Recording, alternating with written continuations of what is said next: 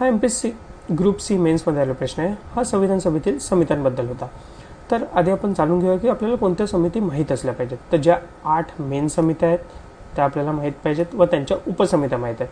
तर याच्यामध्ये उपसमिती कोणती आली होती तर ही बघा, मूलभूत अधिकार उपसमिती. हे कसं लक्षात ठेवायचं, मूलभूत अधिकार म्हणजे काय तर आपल्यावर एक कृपा केलेली आहे, त्यामुळे याचं अध्यक्ष होतं JB कृपलानी, त्यामुळे आन्सर आहे 1.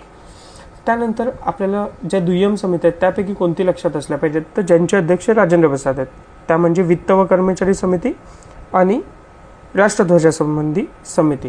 तर इकडे आले राष्ट्रध्वजासंबंधी, ज्याचा आन्सर असलं पाहिजे राजेंद्र प्रसाद, त्यामुळे आन्सर आहे 4. त्यामुळे 4 आणि 1 कुठे आहेत तर 4 आणि 1 पहिल्या ऑप्शनमध्ये आहे, त्यामुळे आन्सर आहे 1.